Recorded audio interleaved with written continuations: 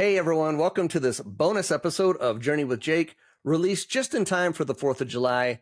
I always like to release an episode on a holiday if at all possible, so here I am. I had the privilege of speaking with Chris Brewer, a former Army Ranger and Special Forces veteran whose story really moved me. Chris opened up about his time in the military, the challenges he's faced, and the adventures of being a Ranger and part of Special Forces SF, as he calls it. This was a good one. I hope it resonates with you. Welcome to Journey with Jake. This is a podcast about adventure and how through our adventures we can overcome the challenges of life that come our way.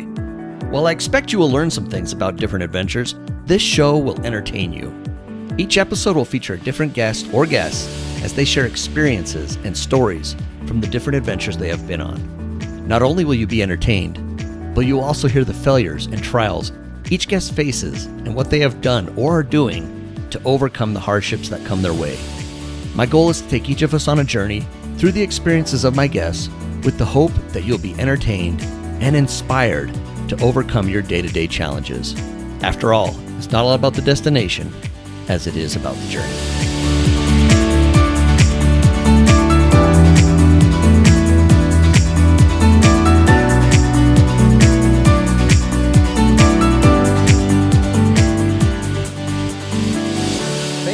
For tuning in to Journey with Jake, the podcast where we dive into the stories of everyday people doing extraordinary things through adventure, resilience, and purpose. Today's bonus episode features Chris Brewer, a former Army Ranger and Special Forces veteran whose journey goes far beyond the battlefield. Chris is also the author of In the Shadows Between the Wars, a book that shares previously classified stories from deep inside the world of special operations. His story is raw, honest, and incredibly inspiring. I'm honored to share it with you today. Let's get to my conversation with Chris Brewer. All right, I'm excited today. I have Chris Brewer with me today. Chris, welcome to Journey with Jake. Hey, thanks for having me. I appreciate it. Yeah, absolutely. It's great to have you on board. I'm excited to hear about your journey and who you are. Before we dive into some of those experiences, give us a little background, kind of where you're from, where you grew up, that sort of thing, so we have a little background on who Chris is. Okay. Army brat. Dad served for about 24 years.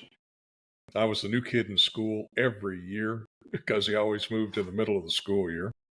That pretty much influenced where I was going from there. So I went to North Georgia, at that time military college, as a cadet, and was having challenges paying for it as I went through. There were a lot of things going on. So I joined the 20th Special Forces National Guard. Now, at that time, being only about 18 or 19, the only thing I could qualify for was as a medic. So I went to basic in 91 Bravo, came back to North Georgia, but then I had a taste of being in uniform and out on my own and having money in my pocket, so I didn't last one more semester. In 1974, the 1st Ranger Battalion was reactivated. That was all over the news, and I went down to the recruiting office and I enlisted. But being young and dumb, rather than just go there as a medic, I said, no, they're Rangers. I want to be infantry. I demand to be sent to infantry AIT. So I went right back to Fort Polk, Louisiana, where I'd been through basic. Went through AIT, went to jump school, and linked up with the 1st Ranger Battalion at Fort Stewart, Georgia in the fall of 1974, in the middle of their activation test. So as a brand new cherry PFC, I got introduced to the Ranger Battalion full time. I wrote a book, Old Scroll Ranger, that talks about that and the first 3 years of the Ranger Battalion when we were trying to figure out what a Ranger Battalion could do without killing everybody. And then from there, I went through a series of things, wound up back at Fort Benning, coming out of a European tour. I re-enlisted for the Ranger Department because at that time you had to be an instructor at some point in your career. So I said, all right, I'll go be a Ranger instructor down at Fort Benning. And then from there, I can go back to the BAT, just made E7. Or I can go to SF, because I'd been up at Bodtolz with the guys up there in 1st and 10th, and I kind of caught the bug on Special Forces. Got in there, Sergeant Major looked me in the eye and said, welcome, boy. Buy yourself a house. You'll be here for the rest of your career. At that time, I only had about 8 years' time of service. And I said, oh, no, Sergeant Major, you don't understand. I'm just here to do my part to be an instructor, and I'm going back out to the field. I said, no, you're not. We are critically short of drill instructors, and since you're here at Fort Benning, you're going to be selected. You'll be here about 2 years and you'll come up, and now it's a 5-year stabilized tour. So you'll be on the trail for 5 years. That'll put you at about 15. We'll get you back here for 2, maybe go to the airborne department for a while, and you'll have your 20, you can retire.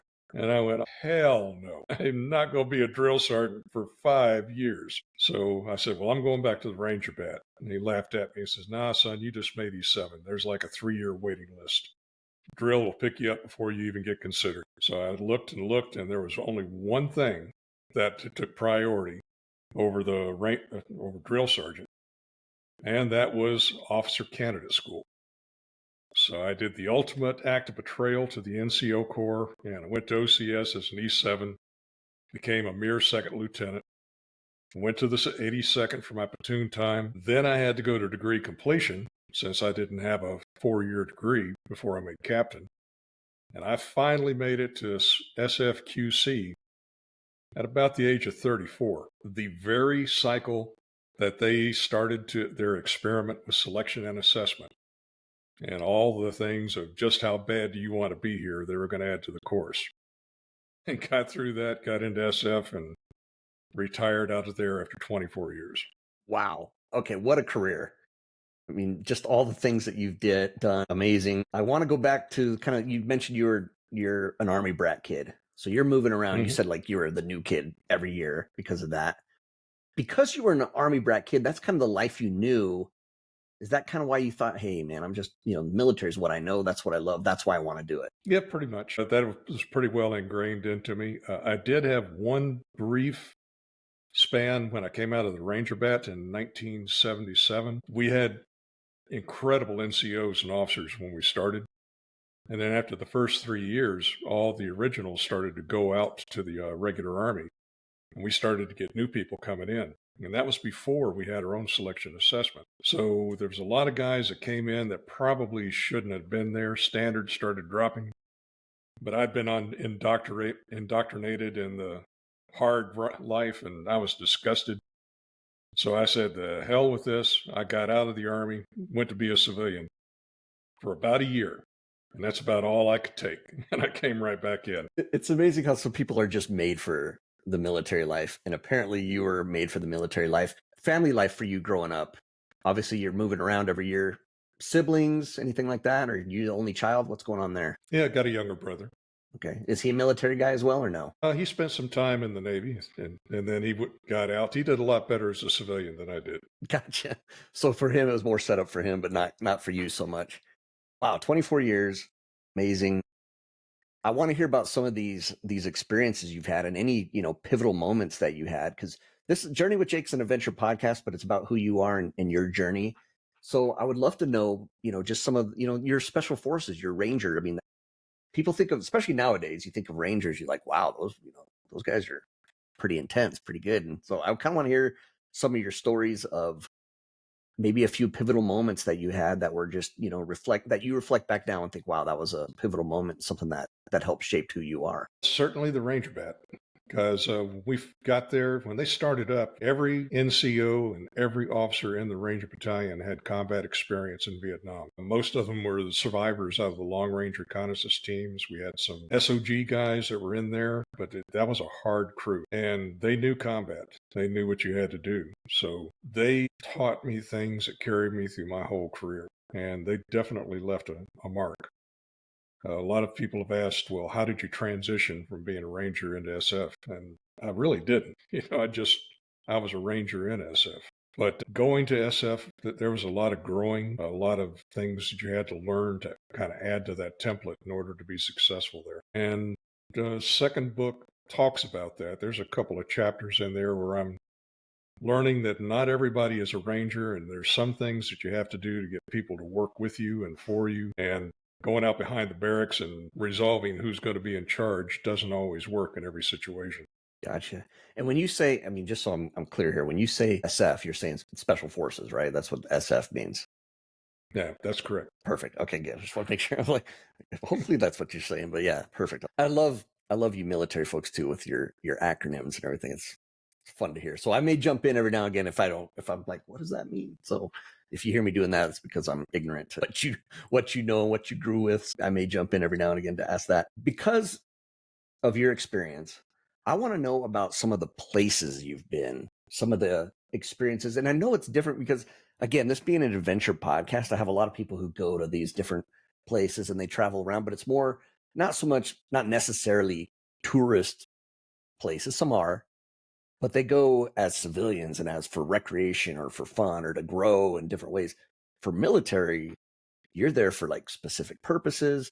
Can you tell us some of the places you've been and kind of what some of those places were like from your perspective in the military? Yeah, sure. The Ranger Bat, you go in as a unit. So you're going primarily to train or you're going for operations. First 3 years, we went to Panama, to Germany for major exercises there, and then up to the North Slope of Alaska for winter training. So that was pretty much our life. Environmental extremes is the best way to describe it, and how to survive there while you're doing what you need to do. SF was a different life. We'd go a lot longer for one thing. I was on 2 operational missions for 6 months each. One, we went to Colombia when Escobar had just killed the presidential candidate Galan and the drug wars were going on, and George Herbert Bush, president at that time, said, we're going to support the government of Colombia while they fight these narco-terrorists, but we will not send American combat troops. So we got a mission. They wanted to open up their own medical corpsman school. But since we couldn't send combat troops, we took 6 guys from my ODA, myself included, and we were reassigned over to something called the SATMO, Security Assistance Management Training Office. Gotcha. And you said ODA. What does ODA mean?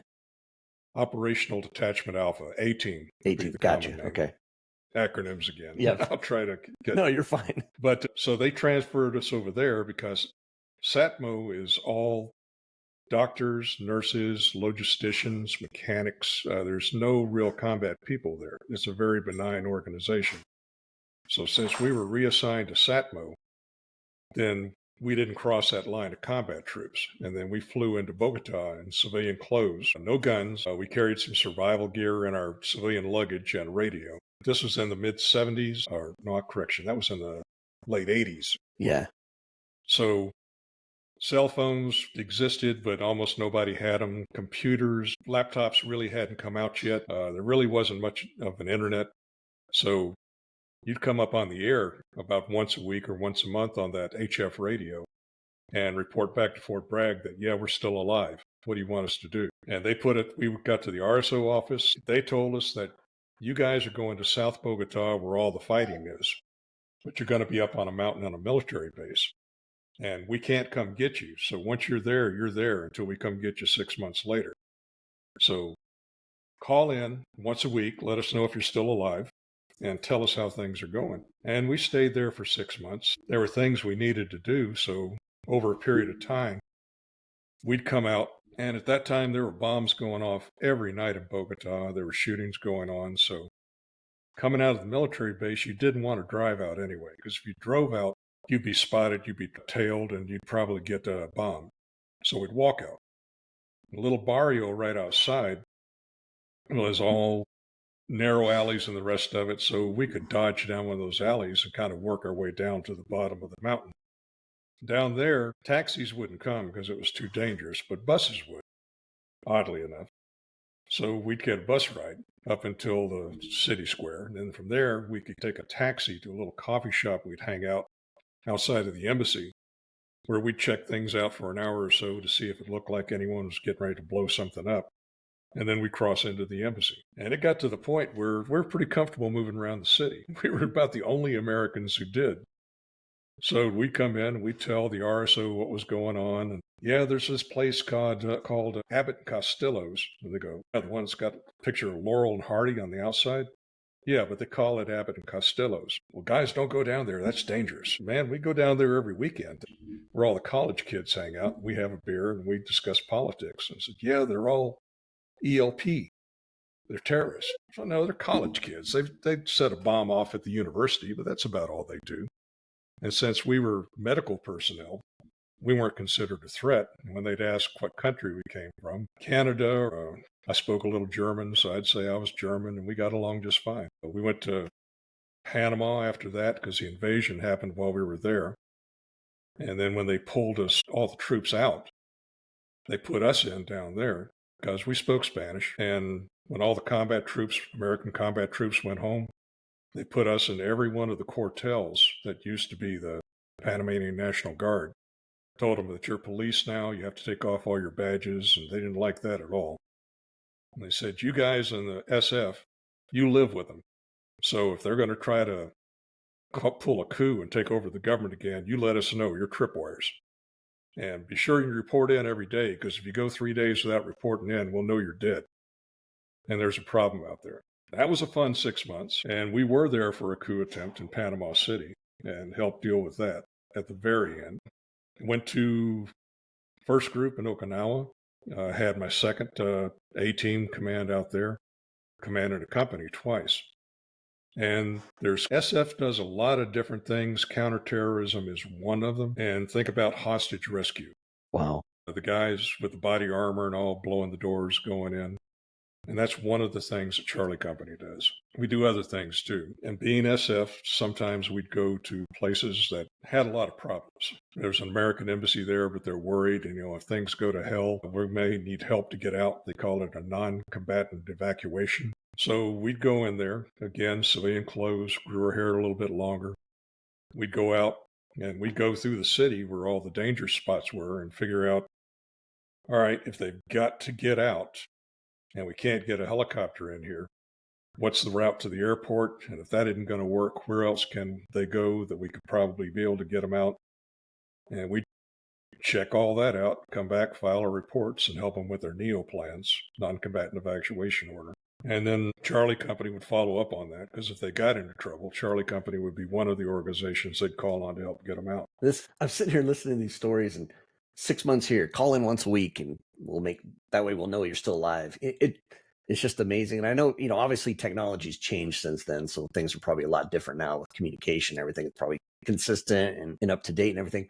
What was your situation like when you're in those situations, as far as, did you have a family at the time? Were you married? Were anything going on like that? Or was it you just a single guy? Like, what was happening with you personally at the time? When I was an OCS, I was married at the time. I had a kid. It didn't go well on the transition for the family, because officer life's a lot different than NCO life, and the wife wasn't having it. So there was a divorce, and you don't get custody at Fort Bragg if you're the man. That's going to automatically go to the wife. So I lost custody of my son. But halfway through the Special Forces qualification course, she decided to give me custody. So I got custody of my son.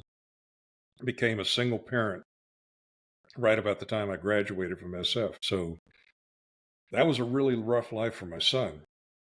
But I had family members that would look after him when I was gone. I had good friends at Fort Bragg that have been friends for years. He grew up with their daughters pretty much. So he'd move in and he'd stay with them when I was gone. And they moved to Okinawa just before I got that assignment. So he'd stay with them when I was out and about doing my thing. Wow. How old was he at the time when you first were starting to raise him as a single dad? Gosh, he was not very old at all. About 7 or 8, I guess. Wow. Amazing. How was that for you when you were out, on these missions, and you're, in Colombia and Panama, places like that? Did it affect you at all? Or were you just focused? I mean, you got that military focus where you're like, you're doing what you got to do. Any thoughts going back to the son at all? In the Q course, that was really rough before I got custody, because he was not in a good situation with my ex, and there wasn't anything I could do about it. But once he got over with me, the people that I had him with, I had confidence in them. I felt comfortable in that. And yeah, I was focused on the job, because you pretty much had to be. Mm-hmm.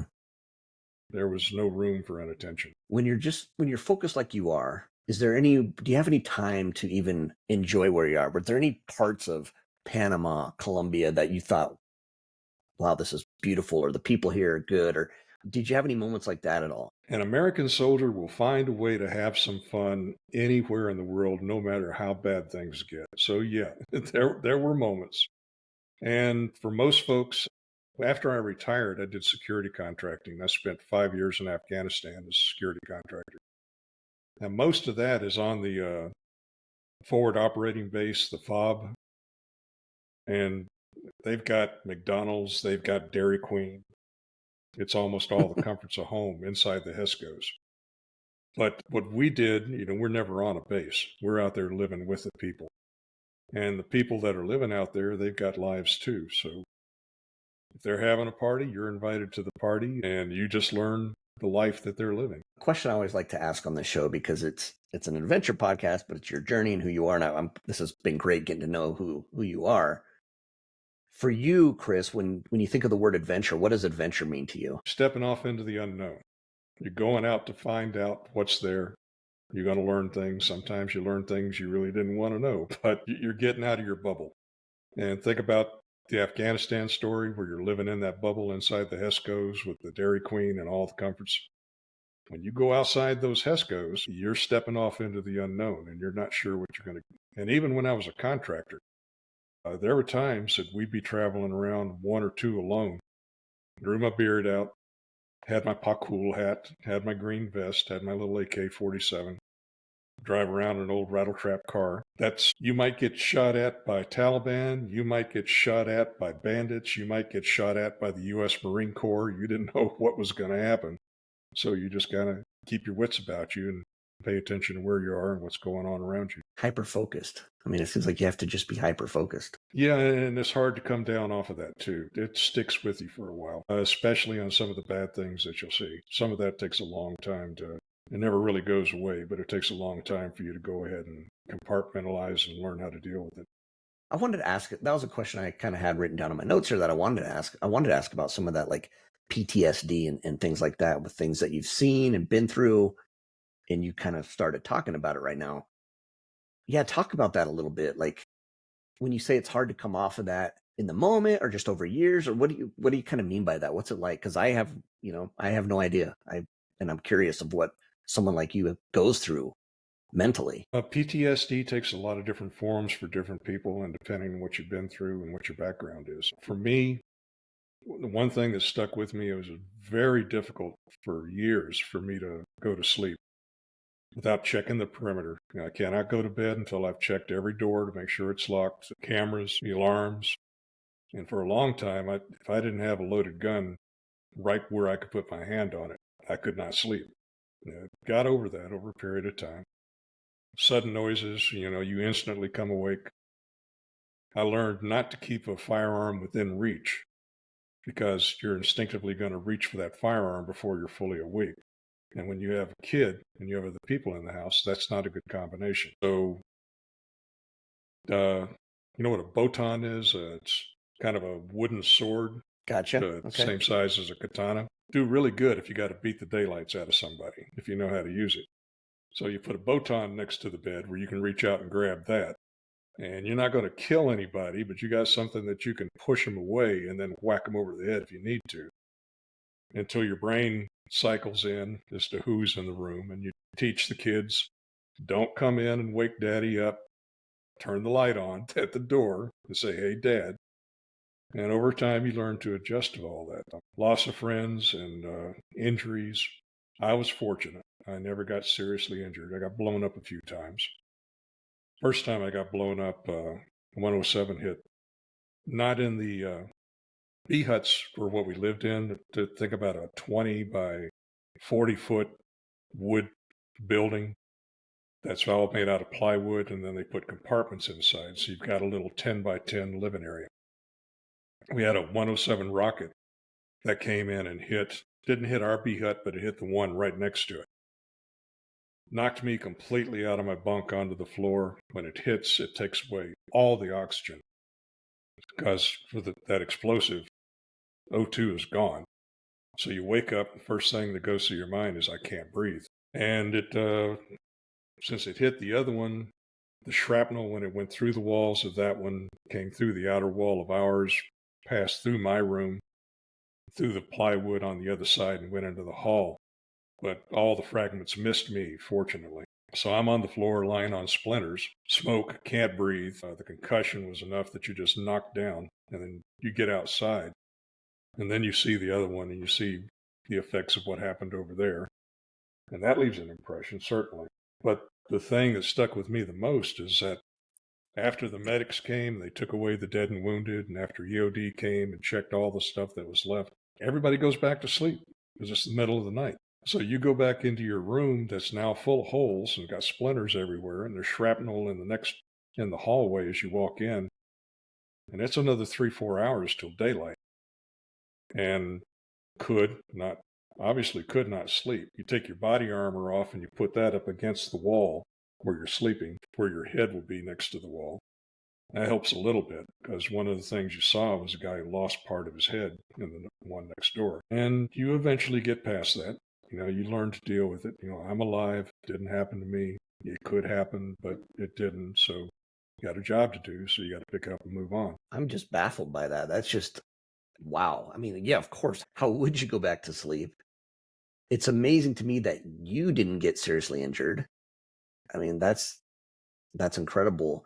But seeing all that, dealing with all of that, for you mentally, I mean, is it just a time thing, do you think? I mean, is it just kind of over time it slowly gets better, or do you still have moments today where you think about things like that and it affects you? Moments, you'll see or hear or smell something that kind of triggers. But if you recognize it for what it is, and you let it go through, okay, that's coming from this part of my head over here. That's that memory. It's not happening right now. And being with Rangers for 3 years, that helped a lot, believe it or not, because we did live fires constantly. And we didn't do live fire exercises like most units do. Most units, you go to a range. It's tightly controlled, left and right limits. There's safety officers who move here, shoot 4 rounds, stop, all of that kind of thing. Rangers don't do that. You'll go pick out a piece of terrain, woods, jungle, whatever it may be. There'll be an objective set up with targets. And at first, you'll have guys that'll be up there playing opposition forces, and it's all blank fire for that. So you'll go through and you'll walk through what you would do on this through the terrain.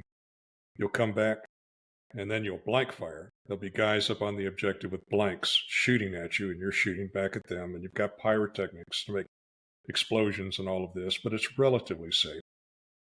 You'll do that. Then you'll do it at night, and then you'll come back and you'll walk through again, and then you'll do it during the day with real bullets. But there's paper targets instead of people up there. But when you're doing it with real bullets, you've got real explosives, you've got real hand grenades, you've got real mortar rounds, you've got real machine guns. The only thing that's missing is people shooting back at you. And then you'll do it at night. And in those days, we had no night vision equipment. So you're doing this in complete darkness, except for muzzle flashes and flares and whatever else you can get. So you do that over a period of years, you get used to a lot of this stuff. And we had injuries. We had people killed in jumps. We had people injured in live fire. So you'd see a little bit of blood, and you learn to deal with it. You learn to be accustomed. You learn what needs to be done. And that helps in the long run. I think that some of the people that suffer the worst are like the Rangers now. I saw those kids, they go out on a 6-month deployment or a 90-day deployment. They go out and hit targets every night, sometimes 2 or 3 targets in one night. And that's a lot to load up on the psyche. That's going to take a long time. I was fortunate, and I got mine in little doses with periods in between to go ahead and learn to deal with it, learn to compartment it, and move forward. Amazing. The things that you've been through are just incredible, just amazing. When you're in these hostile environments, what would you say what's the biggest challenge of being in these hostile environments? There's a lot of challenges, but there was always a cycle on the 6-month deployment that we'd have.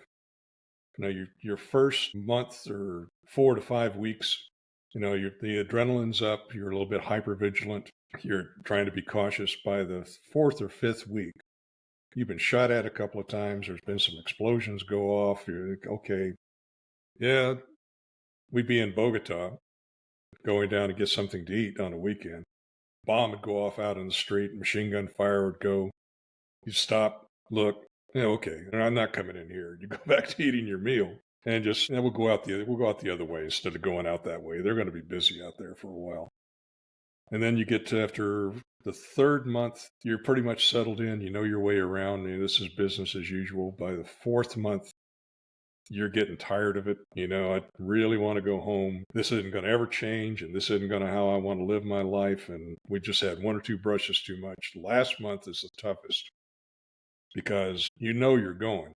and you don't want to get tagged in that last month. So that hypervigilance starts to come back again. Makes sense. It's funny. That's interesting to kind of hear the cycle of it and what you kind of go through as it cycles through the 6 months. It's quite interesting.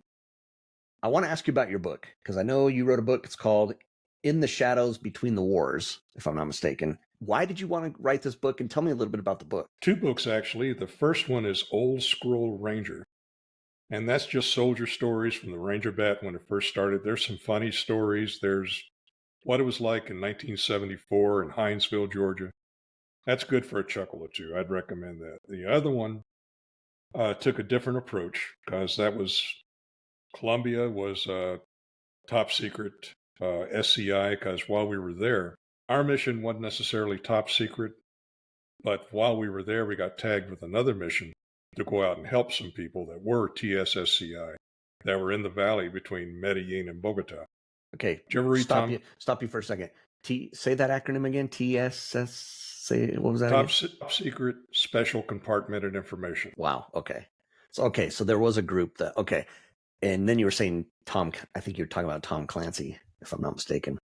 Yeah, remember Tom Clancy's book Clear and Present Danger? Yeah. And there was a movie. Yeah. This was in the valley where the book action was concerned. There were Americans in that valley that were being threatened by Escobar. And since we were in Bogota, the embassy came down and said, "Can you help?" And I said, "Man, I've got 6 guys and we're running a school. I mean, there's not much we can do." But the embassy said, "Please, we've got a Colombian general officer's private plane. He'll fly you down to this base, or Colombian Air Force Base. Just get in there and see what you can do. The Colombians won't let us bring anyone out from outside." So civilian clothes, our black leather jackets, our Beretta in our shoulder holster, we walked down, caught the bus, caught the taxi, got down there, said, "What's going on?" We brought along a uniform and a little day pack. And we had what we had, a compass, first aid dressings. There wasn't really much we had. They flew us down there, and we spent about 2 or 3 days helping those folks out, got Escobar to back down. And after he backed down and left, they called us and said, "Okay, you can come back to Bogota. Great job." I said, "Okay, well, when's the plane coming?" I said, "Well, the general's really busy, but you guys are Green Berets. You can make it on your own, right?" I said, "Dude, we just got his guys to back off. They're outside the fence of this base. They're pissed at us. They'd love to get their hands on us." Well, so we finally got him to send a guy that we knew whose mother lived in the village down there. And he came down in an old beat-up Toyota station wagon with one headlight out to see his mom. We threw a chicken in a cage in the back, put our civilian clothes back on, got in with him, and we rode right through Escobar's controlled area back to Bogota. So that was kind of the norm for some of these things. Wow. That's amazing. So this is all, you talk about this in that book, all of this. Yeah, and that's why the second book took about 6 or 8 months to get out, because I had to go to Department of Defense pre-publication approval. They sent it out to Special Operations Command, SOCOM, to Southern Command, SOUTHCOM, to Pacific Command, PACOM. And there's a story in there where we were plainclothes working with the State Department, so it had to go to the Department of State and some other people. And it took about 6 months to make the rounds, and they came back, and the different agencies disagreed with one another on what was classified and what wasn't. So they had to send it out again with additional instructions. It finally came back, and they said, "All right, fine, what the hell, we don't care. It's been more than 30 years. It doesn't matter anyway, but don't use this acronym." "Okay, well, what acronym do you want me to use?" And they gave me a different 3-letter acronym I've never heard of before. So, all right, I'll use that. So in the book, as we go through, I'll mention, because a lot of the guys that I worked with are getting this book. So look, I know this acronym is not the one we used, but we're not allowed to say that. We're using this one that you've never heard of, but you know who we're talking about. Wow. So this book is legit then. I mean, this is literally stuff that was classified that no one knew about for 30 plus years ago. You went through the proper channels to make sure you were good to go. So you're telling these stories about real things. I mean, this is like the stuff that actually happened to Chris Brewer. This is amazing. Yeah, now there's the first couple of chapters that are about getting your mind right to go into special forces. That's before I went. There's a chapter that's on the Q course when it was turning into selection assessment. A colonel came down when we got there at Fort Bragg, and he said, "Welcome to the qualification course. You men will not go through the course I went through. Yours is going to be harder, a lot harder. Guys, we need tough people because we're going to make SF into a separate branch. And we're going to experiment with some things. If it hurts too many people, we won't do that. We'll change it. But if you don't pass this first cycle, you'll be recycled and you will have to go to selection assessment before you get to start again." So it was game on, oh, hell no, I ain't getting recycled. I ain't doing this shit twice. And, but then you get into the stories. Colombia was classified. Panama was classified. There's some parts of Panama I can't talk about, and you may pick up on there's something missing here, and you're right. Most of Pacific, Okinawa, was very classified. There was one thing in there relative to State Department they really didn't want to talk about, but they finally let that go. So yeah, there's some good stories in there. Wow. Give you some insight what goes on. Absolutely. As far as the book, In the Shadows Between the Wars, and your other, tell me again the name of the other book. Old Scroll Ranger. Old Scroll Ranger. Gotcha. Yeah. Where can people find the books? They're on Amazon. The second one now has an audio book that's out as well. They're on Kindle. The usual places, Barnes & Noble, Walmart, most of the places you can find it. But Amazon's the easiest one. Very good. Excellent. Appreciate that.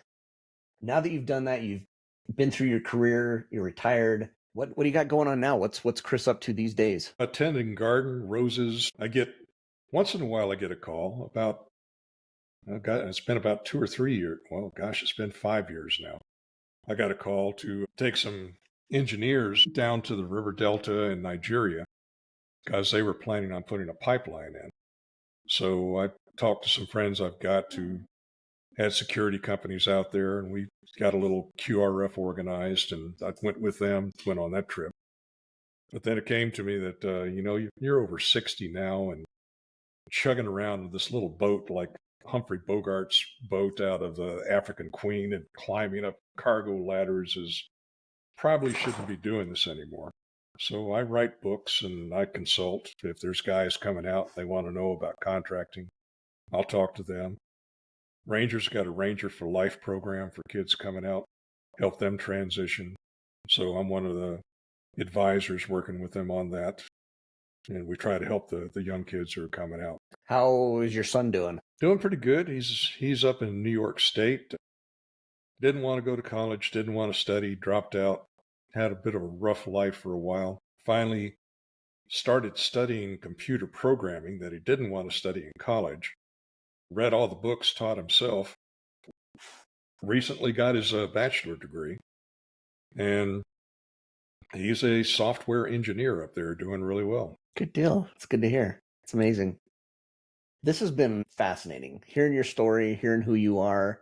When you look back on everything and you look back on your career, is there a moment in the career where you're like, this was the moment where, I knew things? Or was there a favorite moment? Do you have any kind of favorite moments looking back? I really liked what I did in 7th group and 1st group. Those are memories I carry for a lifetime. And great people. I think we had an impact. I think we did some good things that will last for a long time. And that's what really matters. You see, SF at that point in time wasn't about shooting people. SF still isn't really about shooting people. And that's what makes it different for the military. Because when there's only 6 of you or 12 of you out there all by yourself a long, long way from home, you're probably not going to win very many gunfights if it comes down to that. There's almost always going to be a lot more of them than there are of you. So the key to success is working with the people that are out there, helping them, understanding what's important to them, helping them get through what they got to get through so that they'll help you come out of there alive. And that's the important thing of SF. You got to be able to shoot, because if you're going to have to shoot, you better not miss. But ideally, it doesn't ever come to that. Excellent. Thank you so much for coming on Journey with Jake. Thank you for having me. I really enjoyed it. A huge thank you to Chris Brewer for joining me and sharing his powerful story. It's not every day you get a glimpse into the world of special forces and the deeply personal journey of those missions. Be sure to check out his book, In the Shadows Between the Wars, It's gripping, revealing, and full of insight you won't find anywhere else. You can find it now on Amazon. And while you're there, check out Chris's other book, Old Scroll Ranger, also available on Amazon. Thanks for spending part of your 4th of July with me on this bonus episode. Journey with Jake will be back next week with a brand new episode featuring Cody Sudmeyer, the founder of Spur Experiences. We'll dive into why experiences often matter more than things and how you can start living with more adventure and meaning. Until then, just remember, it's not always about the destination as it is about the journey. Take care, everybody.